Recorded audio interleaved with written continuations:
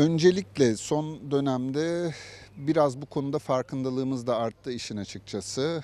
Biz eskiden beri kalp krizlerini çok sık görüyoruz.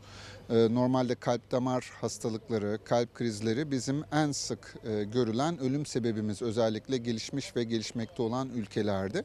Eskiden beri zaten çok sık görüyoruz ama özellikle bu Covid dönemi, yaşadığımız Covid pandemisi ve sonra yapılan aşılarla ilgili bir kısmı doğru bir kısmı yanlış olan spekülasyonlardan sonra bu gençlerde olan kalp krizlerine biz toplumca biraz daha fazla duyarlılaştık gibi gözüküyor. Yine de oranda bana sorarsanız bir miktar artış olduğunu söyleyebilirim. Burada aslında yapacağımız en önemli hamle, en önemli şey mümkün olan en güvenli bir şekilde kişinin bir sağlık kurumuna başvurması.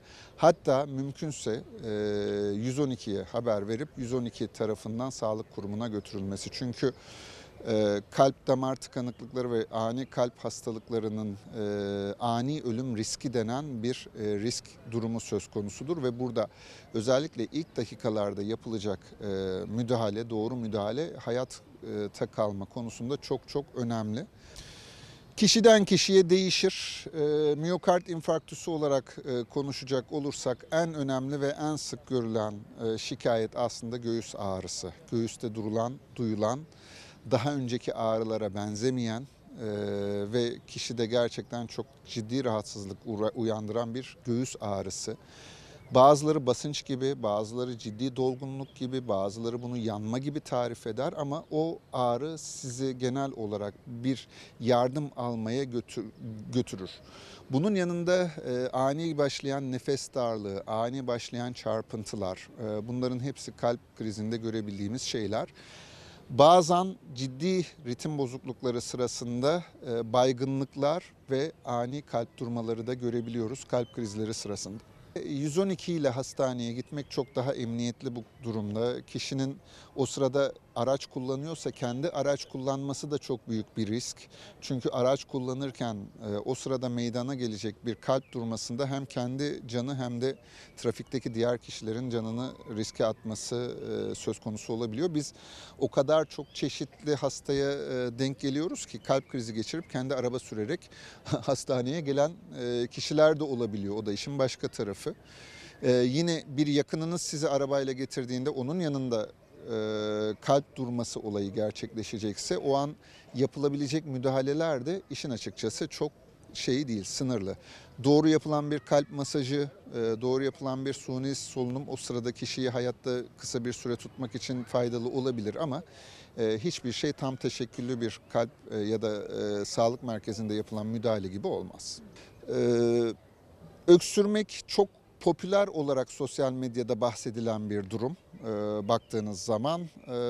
İşte kişilerin kalp krizinden öksürmekle korunduğu, işte öksüre hastaneye gittiği tarzında bir sürü spekülasyon var. Miyokard infarktüsü dediğimiz kalp damarı darlığı olan bir durumda öksürmenin size hiçbir faydası olmaz. Yani öksürmek sizin kalp damarınızı açmaz. Nerede faydası olabilir? Bizim de bazen özellikle anjiyografi yaparken ya da işte bazı durumlarda aniden tansiyonunun düştüğünü gördüğümüz hastalarımız oluyor ve orada hastaya bazen öksür diyoruz. Öksürdüğü zaman öksürmekle hastanın kısa bir süre içerisinde tansiyonunun yükseldiğine şahit oluyoruz. Ama siz alttaki patolojiyi geçirmediğiniz müddetçe öksürmenin size herhangi bir şekilde faydası olmaz. Bu sizin kalbinizin durmasını veya hayatınızı kaybetmenizi engellemez. Onun için çok kısa bir süre için belki sizin tansiyonunuzu idame ettirmede faydası olabilir. Ama işte kalp krizi geçiriyorsa devamlı öksürsün, işte miyokard infarktüsü varsa devamlı öksürsün, öksüre hastaneye gitsin falan, böyle bir şey kesinlikle yok. Hatta öksürmek bazen ritim bozukluğunu tetikleyebilir bile. Sosyal medyada yazan, gösterilen, kaydedilmiş bilgilerin önemli bir kısmı doğru değil, yanlış.